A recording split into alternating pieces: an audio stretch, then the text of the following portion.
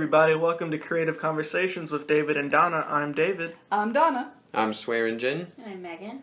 And we just recorded an amazing podcast we were supposed to talk about both Swearingen and Megan and her company, Faecrate, but we ended up talking for an hour and 10 minutes about Faecrate.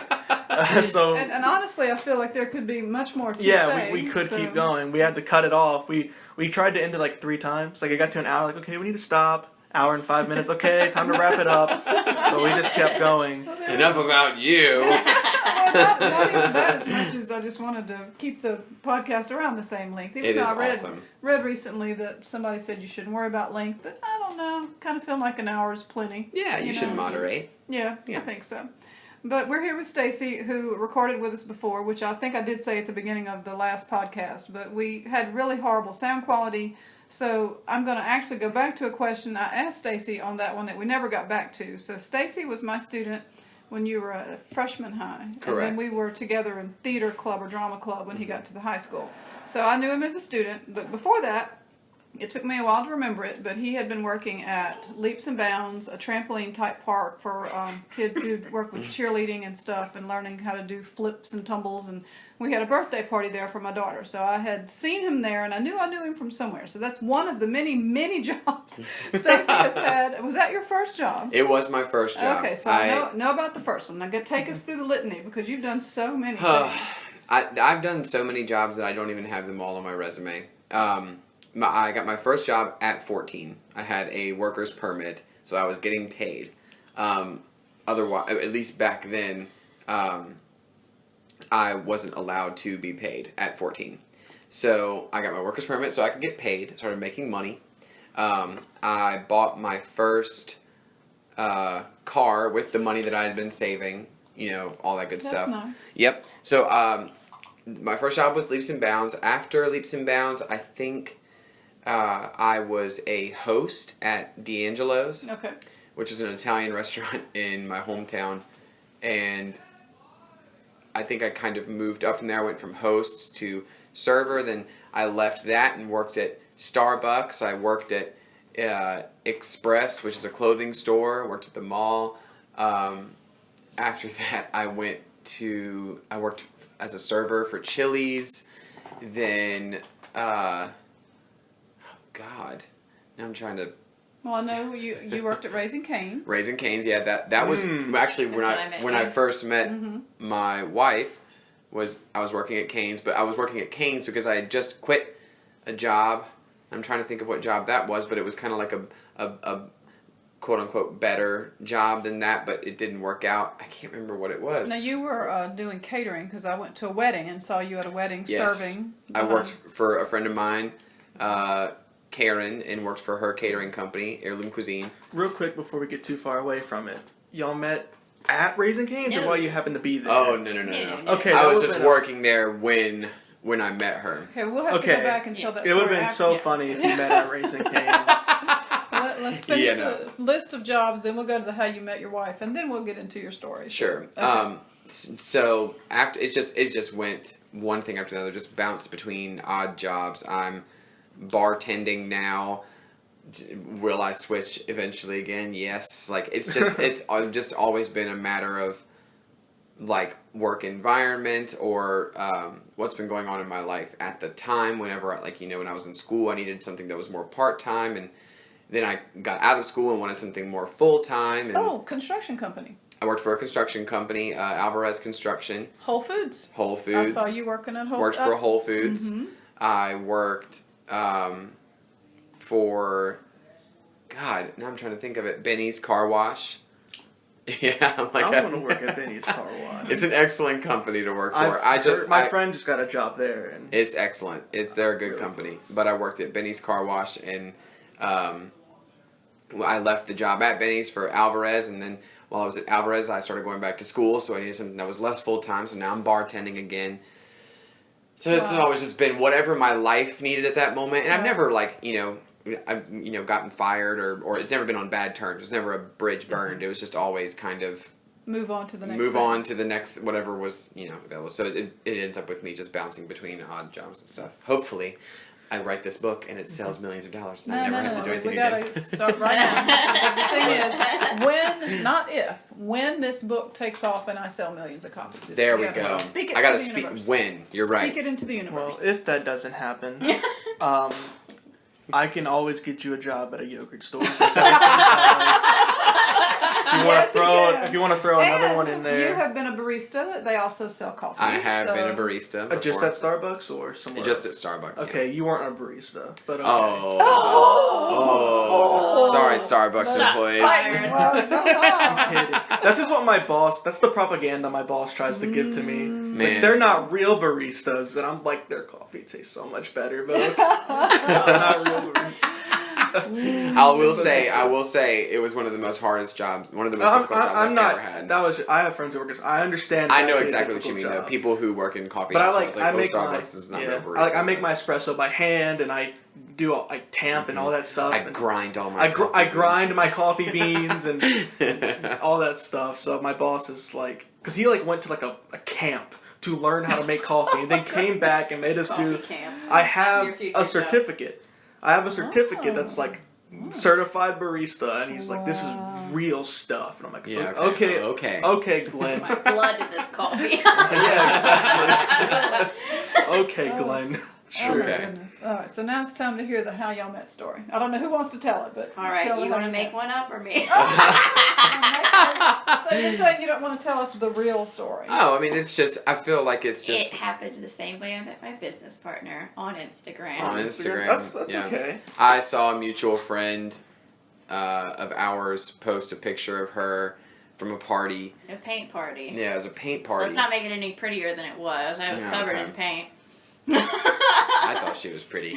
But I just liked a few of her photos, and she liked a few of mine back, and I was like, okay, it's go time. That's how it starts. Yeah. That's romance. It just, we started messaging, and then we eventually went on a few dates, and then...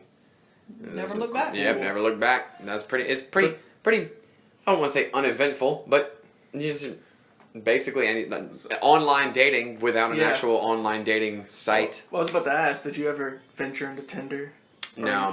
Tinder didn't. Before that, we've been together for a long time. Right. I met her right when I had turned 20, at the end and of Tinder was like 2012. a brand new thing. Right, and I don't know how old you are, so I. Oh yeah. We met in 2013. 13, sorry. All right. 13. So y'all never, no Christian Mingle or Farmers Only. No.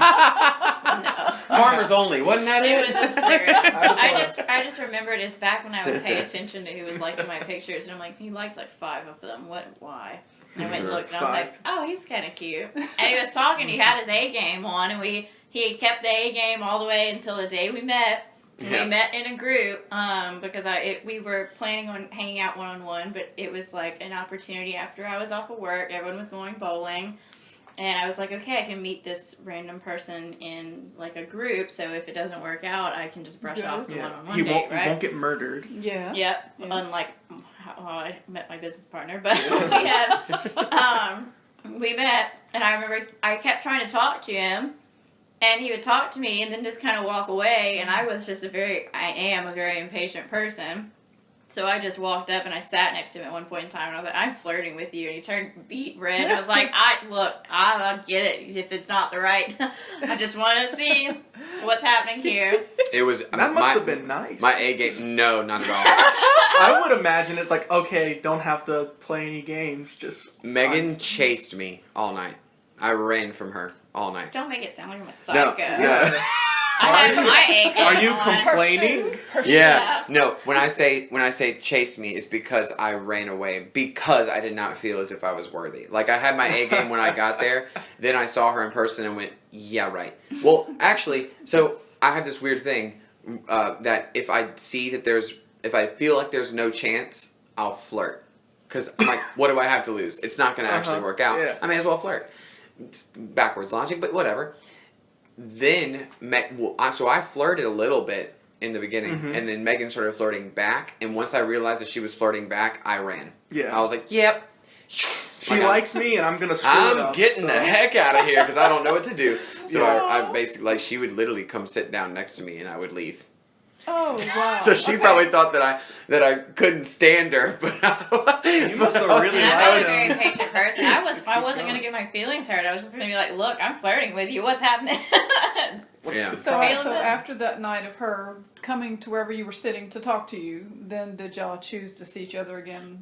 Okay. And then Yeah, we went on our Hung out first at a date. Starbucks. Yeah, I took her to coffee because I love coffee and I love coffee dates. It's one of my favorite things ever, and she hates coffee. Oh, I drank hot cocoa. You It's went with okay. him just to, I love. It's okay because I was later, so happy, but that was like the only coffee date we ever went on. You know, for that, I went to coffee because that's what he invited me to, and I drank hot cocoa. And you know, he didn't find out until much later coffee wasn't my thing. But then later on, I found out I didn't want the date to end, so we went and saw Iron Man, and he doesn't like Iron Man. It was Iron Man 2, so he went and saw Iron Man 2 with me, even though he didn't like it. You don't like Iron Man or just that one movie? Different topic for a different day. What's the issue? Come on, David will talk your head off about that. So we can talk about like the jobs he works, but we can't talk about Iron Man. Iron Man is not my fave.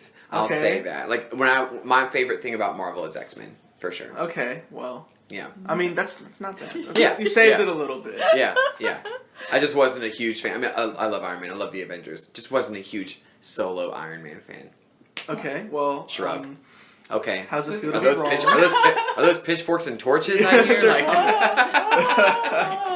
Well, I have another quick thing to say. So you're from Walker, is this correct? Is that what I Yes. remember? And I am too. I don't know if you know that. So I went to Walker, and then I was one of very few to go to LSU, and then I taught at Baton Rouge and made my way back to Denham Springs so my kids could go to Livingston schools. But I think it's neat that you're from Walker because so many people, when I was going to Walker, and people from Denham, which is where I am now, we're just a little out country, you know. We're all pretty country, but Walker was not even really on the map. And so, Right. You know. Well, it really was a point of chance that we never met because we knew the same circles of people. Stacey knew everyone that I've ever talked about from Denham. Wow. I know everyone he has ever referenced from Walker. It really is by chance.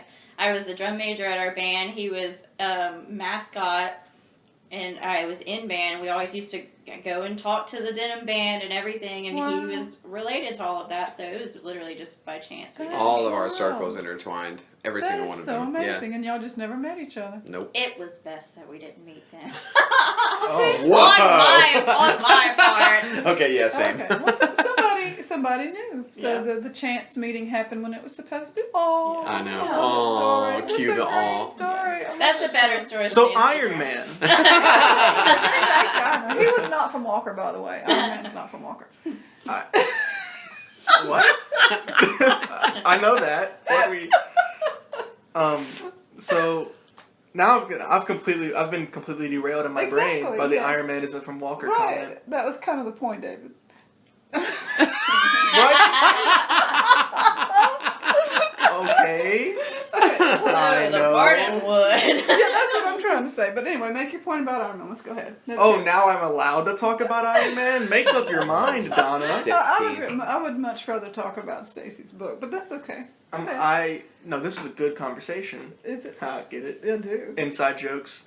No, let's talk about Let's. his book, please. Okay, so from the last episode, let's just do a quick kind of recap for people who couldn't understand what you said. Again, we're so sorry. No, So, it's fine. You want to kind of catch us up? Sure. So I think the last thing we had, or where I was when I came for the last one was I was currently editing. Right.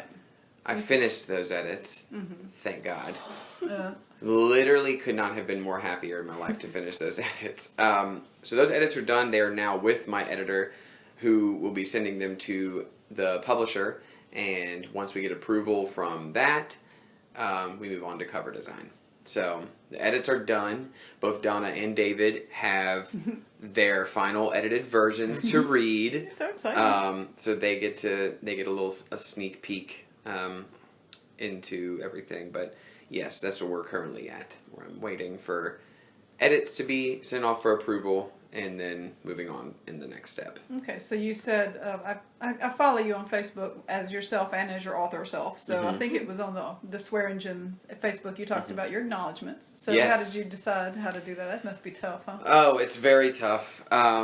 but also very fun. I wanted to make sure I didn't miss anybody. Right. Like, that was probably the most nerve-wracking part, not the actual writing, because I know exactly what I want to say to all of the people that I love and appreciate, but remembering who, and then ordering those people, making sure that, my wife came first, and over David and Donna. I wasn't even allowed to read mine. Yeah, no one's been published. allowed. No one's been allowed to read it. No one's been allowed to read my acknowledgments. No one knows who's going to be in them. I'm pretty sure I covered everybody that I needed to cover, but I want them to see it in the book. I want them to get the book, and go and then cry. And yes, I'm all about the tears. I love it. If I can make someone cry, I'm all about it. Me too. But like those Iron Man movies make you cry. Endgame did. I squalled like a baby at Avengers Endgame. Hey, let's keep going. Don't say anything about Endgame. That wasn't me. That was her. It's been months. So if you haven't seen Endgame, I'm still broken. So did you get to do a dedication as well? Wait, what does "sha" mean? Wait, what? I was just saying "sha." Sha. Okay. Yeah. I thought it was like French or something. TCH. Yeah. Shit. It's a technical term. As in you. That's on you. Sha. Copyrighted in Denham Springs, Louisiana. Not Walker. Denham Springs. Exactly. Everyone who isn't from South Louisiana listening no to idea this. what we're talking about. No, not at all. Right. That's okay. That's but okay. I do want to bring it back around. So right. Dedication, you got to do a dedication. That's nice. I did do my dedication. I guess I can say you don't say anything you don't want to, but my dedication was to myself. I think I may have mentioned that in our last one. I don't know if we did, but I dedicated my first book to myself. I love it. I did my acknowledgments to making sure that I got everybody else, and I think they're very heartfelt. But my very first book and my first printed work, I wanted it to be to me. Yes. So nice. be a little bit selfish, but also you've earned it. Yes, you've earned it. I it's probably my greatest achievement. Next to marrying my wife. I was about to say brownie points. They're giving you the look like you think. That makes me feel real small because I think my favorite dedication I've ever read in a book before was the opening to a book called Whole Metal Girls, and it said dedicated to the Kung Fu Panda soundtrack. It's the one that stuck with me all this time. That's a great trilogy. That and Iron Man is also a great trilogy. This segment is not sponsored by Iron Man, just so we're all aware. Anytime Robert Downey Jr. wants to be on our podcast, I'm just saying, I'll help. He's on a list. We can all come and We talk have a list. We do. Of our dream people to interview, and Robert Downey Jr. is on the top of that list. I bet and he will be tagged. Stacey's only second to it.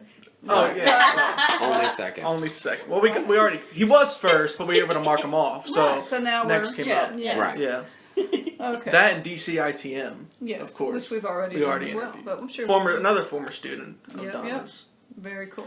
All right, so I have questions about your book. Now, you were just in the middle of editing last time. So looking back on the process, any advice for other authors going through the pain that is editing?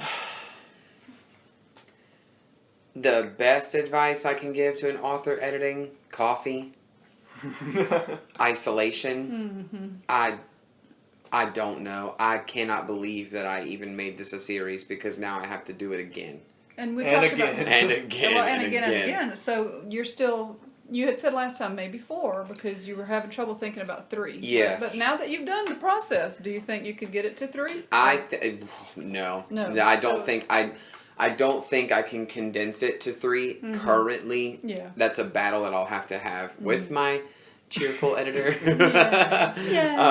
Patrick, who I love. You know, we're great. We work great together. But do I think that it's going to condense to 3? Probably not. All right, so you just got to get ready. Yeah, I just got to get ready. Okay. I'm not opposed to trying, but I don't. As of right now, I can't foresee it that way. So since you've been through this whole editing process, do you feel like it will change the way you write the next ones?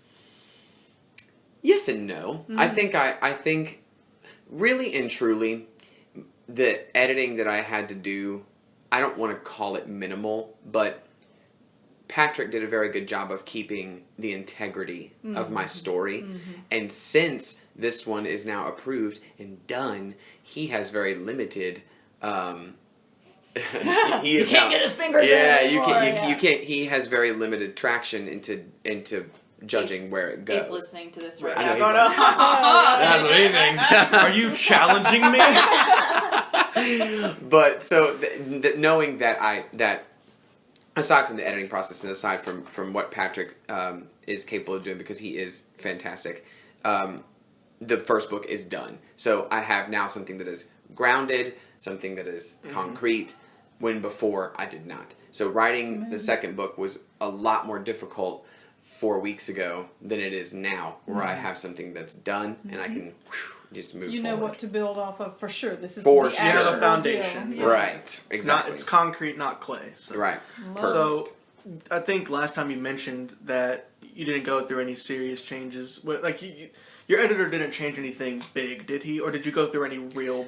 Well, we I think did. the biggest one was fish. We did, yes. Was that the biggest? For fish? Yeah, I did have. We changed some town names and things like that, and we did do some major developmental changes. Was that character-wise or story-wise? Story-wise. Okay. So they were developmental changes. However, they're not going to interrupt the timeline of events, Gotcha. if that makes sense. It does. So we changed the entire ending of my first draft. Okay. And you like that better?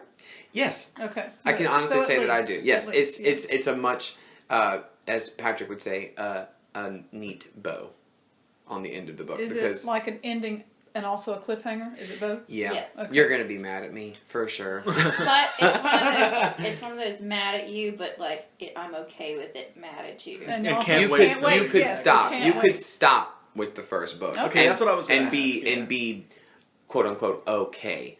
Right. But you're going to But want there's room for more, more. but it's a neat bow. But for my first draft was a total Yeah, there was What? no bow. You had to read the next nothing. one. It was just like There's a fine To be line con- of how many unanswered questions am I going to be okay with? right. Yeah. It was basically a to be continued. Right. Okay. And Patrick was like, absolutely not. We have to tie a bow on this. That sounds like a nice change because all of my favorite, if it's a movie, if it's a book, anything, if it's part of a series, it's still good whenever it can work on its own. Right. And be just its own film or its own book, and that's what makes it, that's like, I don't think, I don't mean to offend, because it wasn't this before, but I think that's the difference between like a good author and a great author is whenever Right. you can wrap everything up in a nice bow in one book and have one solid thing, but then also there's still room for more, and Right. you still want to keep going. Yes. I think that's what Patrick wanted for me from the get-go and everything. So that was done, and then on top of other tiny changes and everything. But the developmental changes are always difficult because I said in the previous recording we had, it was just so much that you have to go back and make sure that there's continuity and make sure you're not going back and saying things twice or using the wrong name or whatever it is, or all that good stuff. So did you have to deal with rants about the fish thing? I would imagine whenever going through the fish changes, I would imagine you ranting about it to her. I wish my face could translate through this podcast right now. Were you like, just give it up already? No, you don't say nothing whenever he's mid-rant. Yes, dear. You put your foot down. It's what I'm learning. No, sometimes you just need to vent no matter what it is. And it always came down to, like, because I like, all of us, the friends, were like even like one of our good friends had told him, it was like, choose what you absolutely want to put your foot down for, but choose what you also can Pick your battles. be okay without. Yeah. Because, he's doing it for your betterment and stuff. But sometimes you don't want anybody to say anything like that. And he don't come in there and tell me about any of my items in Faecrate. And if he did, that's why I tried to think about it. I was like, well, I'm just going to keep my mouth shut.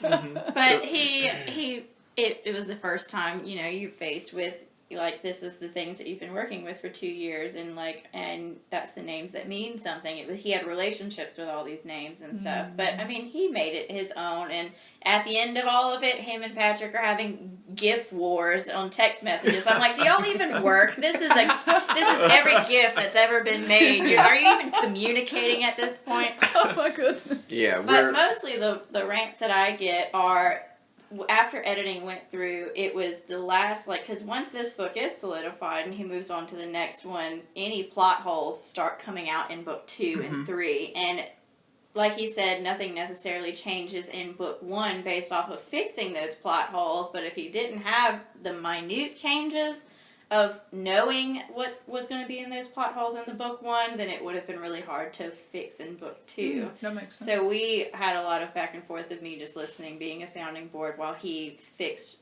plot changes. Basically, my job in any of this, even when he first plotted it out, was just, I've read so many YA books, I'm like, no, someone's done that. No, don't do that. No, wrong name, someone's done that. That's literally just been kind of my job. I would just sit there. Because I'm an encyclopedia. Exactly. I would just sit there and talk to her and talk the scenes out, talk out the developments, talk out the everything, basically. And then Megan would be like, I like it. Or, I don't like it.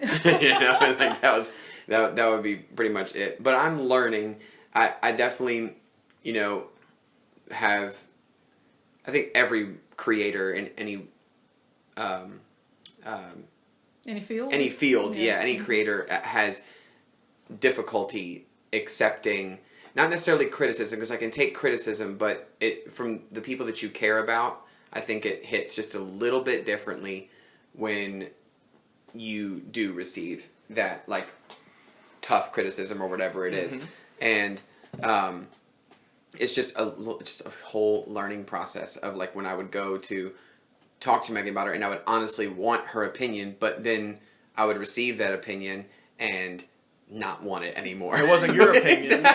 Exactly. Not what I wanted to hear. And exactly. So it's definitely a challenging process, I'd say, but it is something that it's literally me. You're not talking about a book. These names, these characters, these places. You're not talking about a book. You're talking about my hair. You're talking about my skin. You're talking about me. Like it's your soul on paper. Exactly. So, and I can handle that criticism when it comes to readers or, you know, agents and things like that, where I can kind of internalize it and go, you know what, they just don't know me. That's fine, whatever. But when it comes from people like my wife or from my father or from my mom or whatever, it tends to be a little more, it tends to sting. So I'm learning. I'm learning. When me and Donna were writing both of the plays we've written, but especially the first one, High School Another Day, Another Test, that one, the only other people who did read it and see it were all of my classmates. So the only people giving me criticism,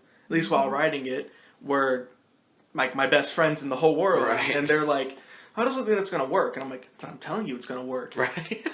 But then it gets in my head, I'm like, well, if they don't think it's going to work, then what is the audience going to think? And I had to find, like, you want to accept criticism, but then also you need to find the balance of having the confidence in yourself. Exactly. And, like, you think it's not going to work, but I know that it's going to work.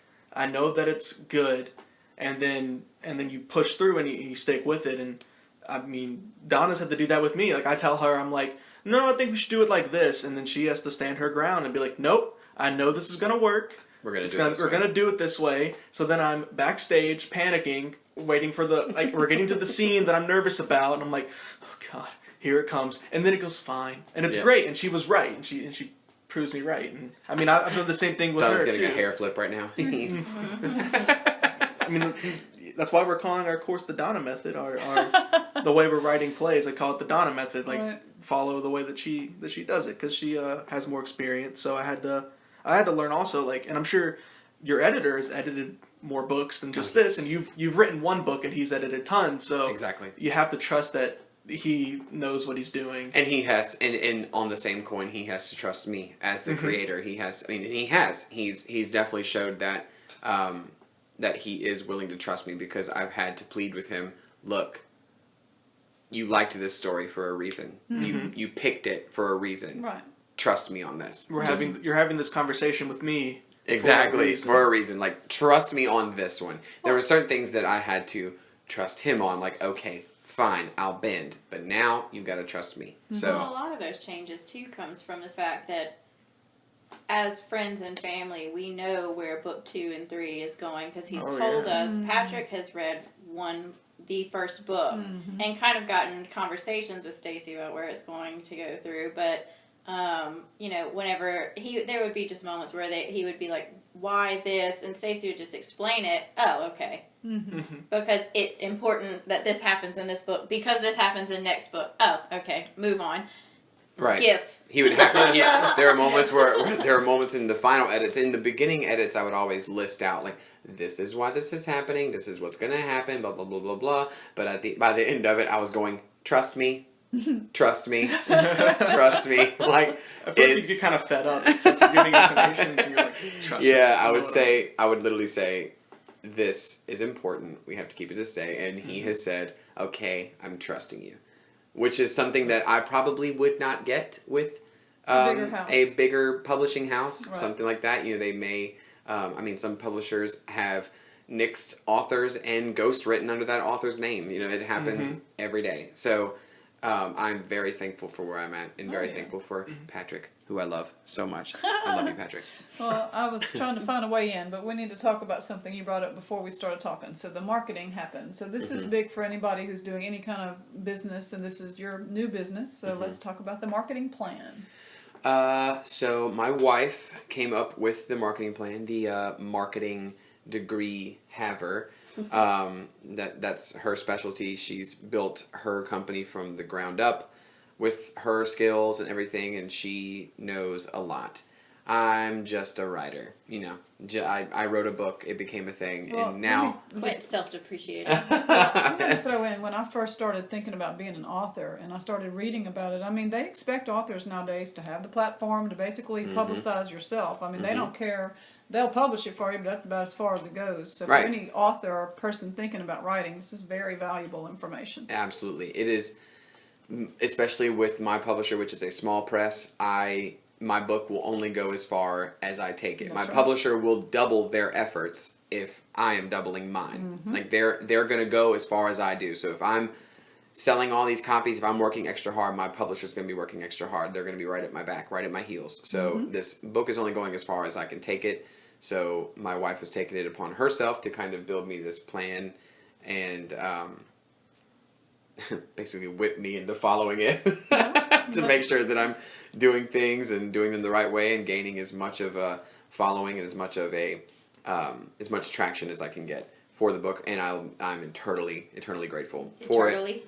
Internally? Eternally. Eternally enough for the Turtle Club. Eternally grateful for all her help. But she has me doing regular posts.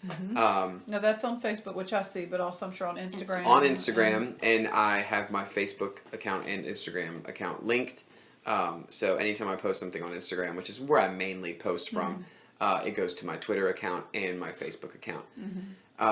So we take regular author photos. We take photos of books that I'm currently reading. Megan came up with in what they call an aesthetic, which is basically a filter, a custom filter on a preset. Sorry. On Filter's all of a noob. I know. I'm learning. I know. So I'm using a preset on all of my photos so that my Instagram account is cohesive and has a look and appeal to it when you go. I've never heard about a preset. Me either. Well, I've found that a lot of what, and I get I was lucky enough to be in the Bookstagram community before all of this happened, so I've seen where they flock to, and the biggest YA community is on Instagram. A lot of the buyers that would be involved on Stacey's book, so I found kind of what everyone flocks to, and the biggest accounts, the most attention, are ones that have good content, are active, but also have a look to them. So say a lot of people can relate by thinking of like lifestyle Instagrammers or where they have kind of like everything kind of has like the same coloration, or it's just pretty to kind of look at. whenever someone looks onto an account and just maybe sees like what you eat every day, which a lot of authors do, it doesn't matter. I mean, the book is good, but sometimes it's kind of like making a cover buy. Whenever I see a pretty book, I might just buy it without looking at the description. Sometimes you're selling yourself as a person already by having this look already. And just having the look, I yelled at him yesterday. He posted, I had sent him all of his photos with his preset already on them. And it's literally just a coloration change that makes all of the photos look similar in color. And he posted a picture that I did not send in that, and I was like, why didn't you ask me to put the preset on it? And I was like all capsing, texting him. He was getting his hair done. Calling me off the hook. I was getting my hair cut. I called him. I was like, delete it. Here's the one with the preset on it, and then repost it. But I was like, it's little things, and I've been doing little lessons with him on Instagram. Has an algorithm. It's very hard to grow on Instagram. Luckily, I have people that can help me with that, and like big popular people that have been on Instagram, and they've taught me, and I've been trying to tell him, like, we have daily questions people answer. Story activity has to do with people seeing you. You can post every 4 days, but for people that have things in stories and posting every day, theirs is going to show up first. So there's little things that, I'm lucky to be able to know. She's basically working as my publicist. So the algorithm, is that something that you can share, or is it just the daily question is the algorithm? So the algorithm is the system of Instagram. It's very complicated, and it's changed a lot in the last year, but it's showing whenever you log into your Instagram and you're looking at your news feed, the algorithm has everything to do with what you see. So I'm following maybe 2,000 people on my Instagram. I'm going to see the same 10 people on my news feed, but I'm following way more than that. Right. And it has to do with what activity. If I'm interacting with them, they're going to show up, which means that I need to see content from them. If they're using the correct hashtags to show up in what I'm following. So I have certain hashtags that I showed him, and he already knew a good handful of the ones that he needed to use, but I was like, add Bookstagram so you can see Bookstagram. And having people comment on your stuff brings you up in the algorithm. Having people respond to stories. I said, I don't care if you post 4 memes, funny pictures in your stories every day. If someone responds to that, you're knocked up as more important in the algorithm. Cool. That's good to know. Cool. And we have a bunch of information about that. Yeah, but still, just to... The more interaction, the better. So the more people are commenting on my stuff, the more they're liking it, the more they're seeing it, the more I'm interacting, the more my name is active on Instagram. Giveaways. Yeah, I saw that. It's the best way to grow. Yeah. Partner with somebody. Giveaway. It's just little things that you can do, because there is a plateau that you reach after you've gotten so many different type of followers that you need to bring new people in for them to like you and talk to you and then share you with other people. Definitely. But we have a 1-year plan set out, because they said once he gets put in the queue, it's roughly a year. It could be plus or minus that. But we've set up a plan on, we've been talking about pre-order campaigns. We've been talking about marketing and building before then, giveaways, people that we're going to work with, to just try to make it as big as possible, because the first book is the one that gets recognized. The second one is the one that gets sold, from what we've learned. Yes. I love that. Because when you sell a second book, your second book boosts sales of the first. So this one is like the here I am. Book 2 is just adding on to that. So how much time during the week or during the day do you have to spend to really keep your presence online? It depends on the day. Right now, it's every other day, and I'll spend about maybe half an hour. Like, I'm sitting there liking, scrolling, seeing stories, commenting on followers' posts, and I usually do it right when I wake up in the morning. And I'm just kind of like ambling around before I have to go anywhere. Or if I show up to work early or something, I'll just sit there and just scroll, basically. And it's easier for me to comment and like and do things than it is for me to post, because I don't always have as many photos readily available, and then changed. It is changing, but it's as of late right now I'm doing more here I am, here's me talking, than I am like actually posting things from the account, but about 30 minutes a day. So when I think about platform, I know a big thing is how many emails are on your list, how many followers or whatever. So you're working on getting your numbers up. Correct. So you told me you have a big email list, but do you have an email list just for you for your book? I do. Okay. I do have a you can sign up for my newsletter, basically. Okay, That's when I control that. So no one's getting anything automatically sent to them every single day or every whatever. Mm-hmm. It's whenever I feel that I need to update people on when something's happening with the book, or if I have a topic that I find interesting and want to just talk about, then I'll do it that way. Okay. But how often do you? Is that once a week? Just I can't even.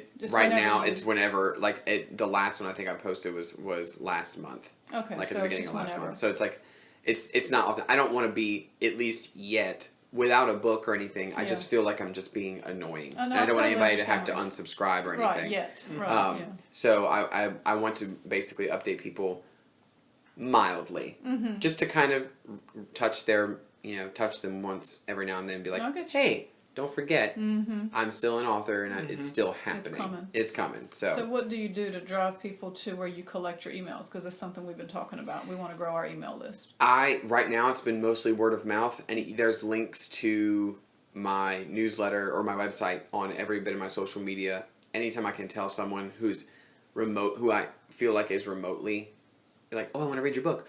Oh, okay, perfect. Well, then go to my website. Sometimes we even do it for people. I'm like, what's your email? I'll sign you up right now. Like, whatever I can do to just like say, if someone says they're interested in reading it, I'm like, well, I'm positive that you are, but I'm positive that you're not interested enough to constantly follow me for the next year until the book is available. So why don't you give me your email address now, and when it's available, I'll let you know, and then you can Then you can be the big fan after that. So as you get closer to the actual launch, what are some of the bigger steps you plan to take? I plan to do a lot more school events. Yeah. I want to go to the high schools, the junior highs, the libraries, things like that.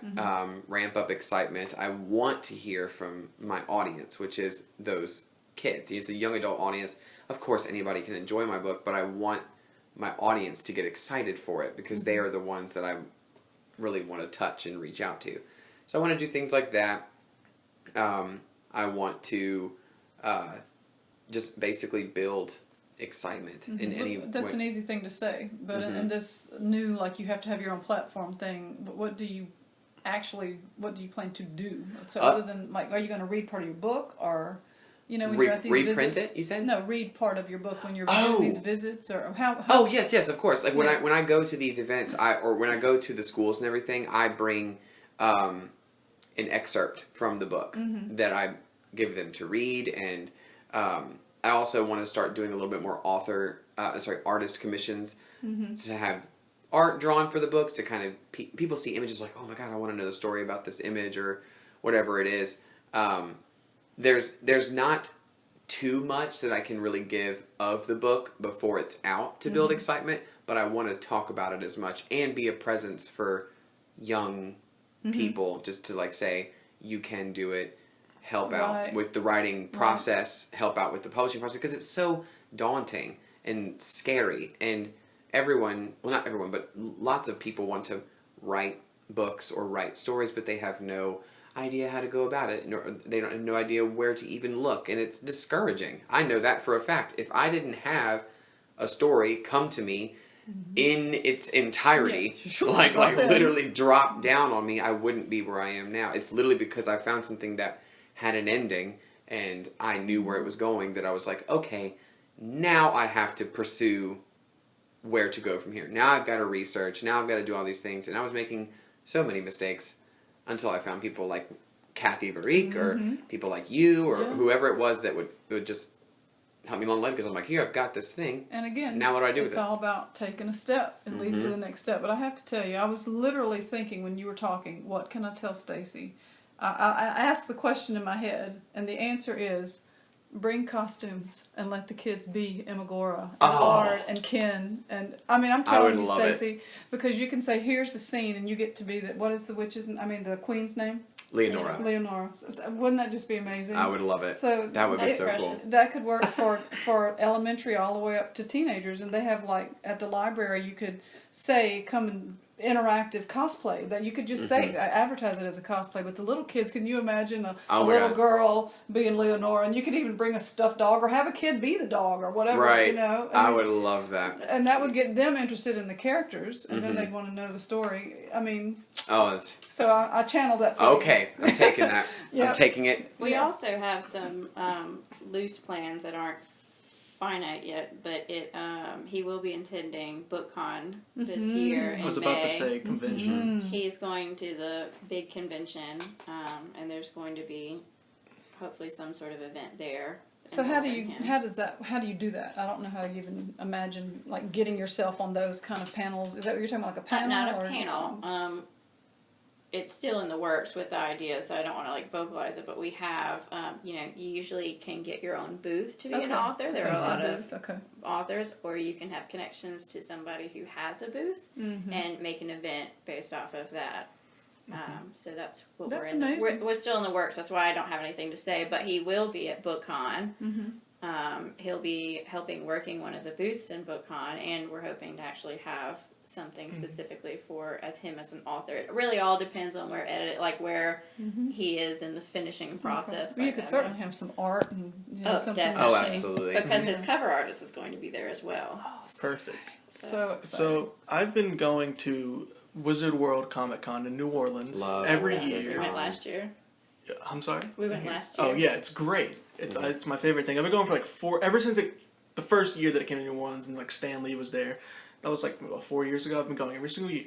And every single year that I go, there was this guy dressed as like a Shakespeare, like he looked like Shakespeare. And I'd walk past his booth, and he had had a bunch of books, and he would say, "How old are you?" And I'm like, 16. He goes, "Okay, keep walking." Next year, 17, keep walking.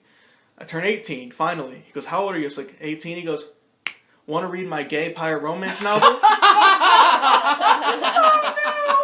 So, maybe... Not telling you to do that, but do that. Yeah, exactly. So, dress up. Oh, and wow. I swear, I was so excited. I'm like, what's going to happen when I turn 18? And awesome. I don't even want to say the name of it on air. I'll tell you afterwards. But the point of that was that I even though it's a comic book convention, I see tons of authors there that are independent. Like, people come there and comic book writers, they're like, "Hey, buy my comic book. Here it is. It's $5." Or they give you a free one. I get suckered in because I feel so bad for people. Because they're like, "Hey, you want to read this comic book?" And they give me like a little flimsy. I'm like, "Yeah, cool." And I'm like, I look at it and I'm like, "That's really cool." It goes, "Thanks. So here's the trade. It's $50. And here's this one. Which one you want to get?" And I was like, "Which one you want to get?" They don't say want to get it. They say which one you want. But point is like that even though it's a comic book convention, there's definitely a presence for that kind of thing there. Yeah, for authors going there. And I mean, I know you can get a booth pretty like Miss, I don't think I ever told you, but Miss Furneaux, the lady who runs the tech side of Denham Springs Theater, she got a booth there, and she has a booth there now. What does she do in her booth? She's part of some cosplay thing, but like she was able to do it, so it can't be that. My dream is to have people cosplay my characters. I know. That's literally it. Well, see, that's kind of what I'm telling you. Right. Set that up for little people to do it. Yeah, but like if you go to a comic book convention and people walk past you and they're dressed as art and they want to get an autograph from you, like I would die. I would pass out and die. It'd be the best thing ever. Pass out and die. I love going to those conventions, like meeting. Did y'all meet anyone cool? When you were there? Stan Lee. We didn't meet Stan Lee, but we got to. I met Jason Momoa, and I hugged him in a photo. My boss, the person who employs me, was like, "You took off a weekend for Wizard World Comic Con?" I was like, "Yeah." She goes, "If you mind getting an autograph for me?" From You thought I was going to be in trouble. Yeah, I was like, "Sorry." Yeah. We had a lot of fun. I got to meet Stan Lee the first year I was there. Oh, greatest day of my life. Shook his hand. Haven't washed it since. Can I shake your hand? Yeah. Yes. Oh, yes. We got to see him speak. We went to watch his panel. I was at that panel too. What a great. He was wonderful. He was so witty, still so sharp. Love him. We got to see people from Buffy the Vampire Slayer, which when me and Stacey first moved to his first apartment, we didn't have Wi-Fi. So we only had whatever you could watch on like DVD and stuff. So he had the complete collection of Xena Warrior Princess, and I had the complete collection of Buffy the Vampire Slayer. And for the whole first few months that we lived there, we just took turns watching Xena and Buffy. We never finished Xena. No, we didn't. But he got so hooked on Buffy, he was like, "Let's keep going." We did get hooked on Buffy. I never got into Buffy, but the girl that I was dating at the time was really into it, so I had to go to all the panels of the people. Like it was a solid show. Spike was there. Yeah. I didn't go on that one. You would have never gotten me back. I got in the I got to wait in the autograph line for that with her. I was so confused, but I love Joss Whedon, so I'm sure I'd love the show. I was getting the one who plays Cordelia's autograph. And as I was at the table, some guy walks in front of me, and I'm just kind of like, is he cutting? And I was like, that's the guy who plays Xander. And I'm just looking at Stacey because he wasn't announced there, and I'm like... and he's like, what? And I'm like looking at everyone because he's just walking around like without a booth. And I was like, Yeah. I bumped into David Tennant. I was just walking, and I'm like, I hit something. God. I'm like, oh, sorry, and it's David Tennant. He's like, it's okay. Excuse me, my lord. I'm so sorry, my lord. Can I shine your shoes, please? And then he was a great panel. I love the panels are my favorite part. Mm-hmm. Now this is a fun conversation about cons, but you should go to a con, and I think that'd be great. More than one, definitely. If I read your book. Well, I will read your book, and if I really enjoy it, because, there's still like a 10% chance I could hate it. But, no, please tell me. Yeah, if you don't like it. I could cause any blonde-haired characters, I'll be them. Let me see. An older kin. Yeah, you could be. You could be an older kin. I don't older. I don't have any blonde characters now that I'm thinking about it. Wait, no, I do have one in book 2. No. Oh, perfect. I'll get a sneak peek. Did you ever want to cosplay? Did y'all cosplay when y'all went? No, I wanted to so badly. I was working. Why not? Who would you were working at? Yeah. Oh, we had a booth there. Oh, that's cool. Not at WizCon. Oh no, okay. No, I didn't dress up. No, we only went one time, but I've been wanting to go again, and I want to cosplay the next time. Who? I want to do a trendy Beast Boy. A trendy Beast Boy? What is that? Yeah, I just want to paint my skin green. And then just have a shirt that says #vegan. Oh, comic book thing. Exactly. Yeah. That's cool. That's what I want to do. But I have some other things. I want to be a Jurassic Park employee too.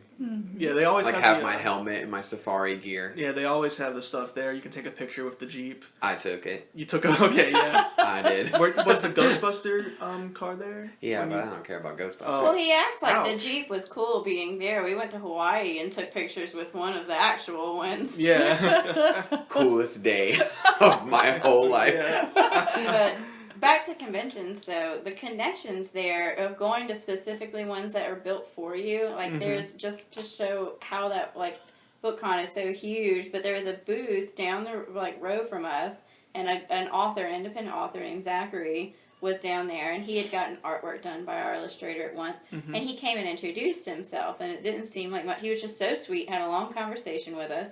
And now that was in May. He's now a rep of our company. He sent us an advanced copy of his book, and we're reviewing that. And it's just the connections you're able to make at these book conventions that are built for people that like your stuff. It's invaluable. It's perfect. Oh yeah, every time I leave a con, I'm I have my wallet is stuffed with all these cards because they force it down your throat. But yeah, what you gotta do. It's okay, take my card, and every time you buy something, they put the card in the bag. Yeah. And they but I mean I go home and I go to their website and I buy more artwork if I want it. Right. But that'd be really cool. If I hope I go to WizCon and I see your booth. I really what I told y'all in my last video is that what I want more than anything is a fandom. That's it. I just want people who are excited about Ard and Imagora and Leonora, and I want people who like them, and that's it. I don't care if I never make a cent. I just want everybody to love it. That's it. Making some sense. Making some dollars and cents is the wife at home would like the money. You can give it to me if you don't want any money. But I want people to like it. I love, and I had an author questionnaire from my publisher that they wanted me to answer. I'm assuming it's probably for marketing purposes, whatever, down the road. But they asked me a ton of questions, and one of their questions was, what is your favorite what is your favorite question to talk about, or But what's your favorite thing to talk about when it comes to your book, basically? And I was like, characters. I was like, my characters, that's it. Like, I love them, and I want people to talk about them. It's like and I want people to ask me about them. Yeah.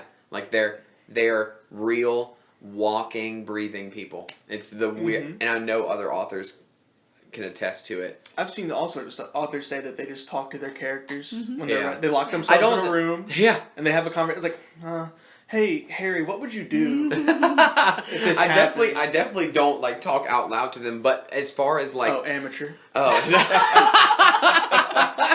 I'm definitely not talking to myself in a room, but I will say that they do...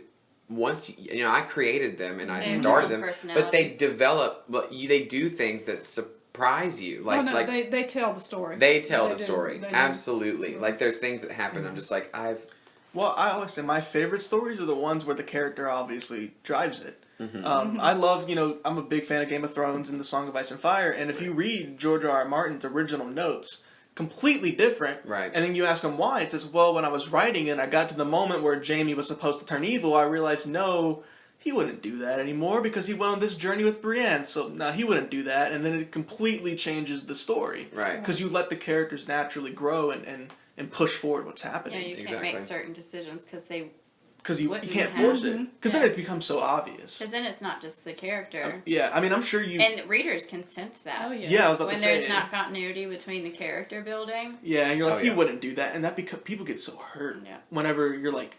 Because, like, and it might be hard to swallow. I would imagine it would be for me, but as a fan, like, I feel an attachment to the characters I like, too. Whenever I start reading, they become mine also. And I think at a certain popularity point, like, Harry Potter is not just J.K. Rowling's anymore. No. Harry Potter's for everybody.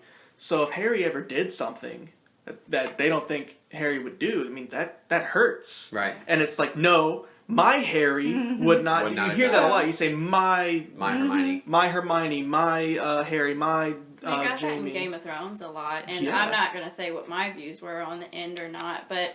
A lot of people would get upset over what they believed that the character would do. Yeah. Well, I was one of the ones who was okay with everything because I saw the development. But that's a completely different conversation. But it's literally how people feel about these characters, and they even choose what they are willing to accept in faults and everything of the characters. And I've come to find that when I don't like something, I develop a headcanon. And I'm like, nope, didn't happen that way. And it's not okay. Like, the ending for Game of Thrones for me, completely different from how it actually ended. But I'm like, nope, I don't like it, so I say no. And it's like, you can't do that. If I went up to George, you can do it in your head. I can do it in my head, yeah. But if I went up to George and was like, nah, he'd be like, that doesn't work that way, pal. Like, bet, I'm gonna rewrite it. I never made the video, but I wrote a script for a video titled The ending of Game of Thrones made me sad, so I'm gonna rewrite it. So many people did that. I know. Yes. I know. A lot. I mean, how would you feel if that happened to you with your book? Oh, I really truly do hope that people do like the ending of my book. However, being an author for young adult fiction, I think I do come with a bit of an advantage as to people like George R.R. Martin who are writing such very adult content. I have tropes that I can fall upon, as in like young love, things like that they can blame things on. And with his work, it's also his work is a very long, expansive time. I mean, these characters go through way more than my characters go through. Well, at least as far as like time-wise. Amount of time and amount of things happen. So people can just draw way more conclusions, and I hope people are okay with my ending being just kind of like, I don't want to say my ending is a storybook ending, but it is something that you can kind of close on and go, it's not this I'm okay with that. It wasn't exactly how I planned it, but I'm okay with it. Well, that's been okay with, I mean, like, I don't think anything's wrong with something going not the way you thought it was going to go. like nobody thought spoilers for Game of Thrones season 1. Nobody thought they were going to chop Ned's head off. Right. But it worked. Spoiler alert. Yeah, exactly. But it worked. I said spoiler before I said it, right? Did I? I think you did. I didn't say spoiler alert for Game of Thrones season 1. No. That was literally 10 years ago. If you're too Whatever. late to the Yeah, party. and no one thought that they were going to chop Ned's head off, but it was unexpected. But it worked really, really well. And right. I still think about what's the difference between that and then everyone being so angry at the actual ending. Right. Well, it's young adult books. Usually, if you're taking it in the time frame of Game of Thrones, a whole young adult series takes place within like season 1 of their growth and everything. Yeah. Like, Ard is. I think the series only lasts a certain amount of his life, and the reason why it is so easy to fall in tropes with YA is because when you are younger, everything is a lot more black and white. Your feelings, you either like have a crush on somebody or you don't, or you don't know someone can backstab you until someone's backstabbed you, something like that. Like everything is a lot more black and white, and when you're writing for adults, you've already learned these lessons, so you have to portray that to connect with adults reading it. I've never thought about that. Like whenever I'm reading that's a book, what I meant. Like when I'm reading a book about someone living on their own and stuff, I can't read a book and they just move out and everything's fine. They're making lots of money and stuff. No, that's not even realistic. So obviously this is not okay. So falling in tropes as a younger people, they're tropes for a reason because they happen. A younger person meeting somebody who has similar interests in them, they're probably going to develop some level of feelings for them, opposed to an adult meeting somebody who's already had horrible relationships and stuff, might not fall as easily. And what I've seen is like, even in books, it's like, oh, that guy's a boy, that's a girl, they're in love. But it works younger because, like, it's kind of how it was. It is like, exactly how it works. Oh, you're a girl who's talking to me. I'm going to marry you now. Yeah, exactly. Right. It's the truth. And that's why it's okay and why it's acceptable in young adult. And a lot of young adult people, that is their experience already, so they can relate to it. So my ending, I don't think, would have to deal with as much drama or feedback as from, something like that. So. Yeah. So could you see, I know we're getting to time, but I just have so many questions. Could you see, like Harry Potter started very young adult, but by the end, Harry Potter was an adult. You watched him grow up. Could you, I know you have a very, 4 books planned, so how, I don't know if it spoils something you don't want to say, but by the end of the book, how much older is Ard than when he started? I really don't, I don't know. I'll say I don't know, but I probably write further into it. I would have to write further in to really grasp how old he was, but I know that the book starts out on his 17th birthday. Right. But Harry Potter also had the guideline of going to school every year. Oh, that's a good every book point. was a new school year. So it was very easy to keep track of his age and stuff. And this is also a time, or at least in my world, Ard's not in the 90s, which is when Harry Potter was based, so he's not having to go to school. They don't have... I mean, he went to school, so he learned to read and write, but he doesn't know anything about the world, so he's kind of just... So he may grow up to be in his 20s. I do plan to end the book in, have a glimpse into the future of him, kind of like how at the end of the Harry Potter series you have a glimpse of Harry and Ginny and what life was like way in the future. I have something like really that, nice. but as far as during the series, I'm sure Ard probably won't reach above the age of 20, 21. That's has a really lot to do. He travels. The time period Ard is in is whenever you're the fastest you've got is a wagon. Yeah. Like a horse or something. Literally having to he's been referencing his map so long of he does a lot of going between different kingdoms and stuff. So you have to see how long would this realistically take for him even to get here for this scene to happen. How much time has passed? Yeah. Well, is that something that's even, with Harry, it became important of, I'm in this new age, but is that something that's, if it's not important in your story, then you don't have to worry about, is it his birthday yet? Did his birthday pass? You don't have to worry about it. No, the readers aren't concerned with whether or not it's his birthday.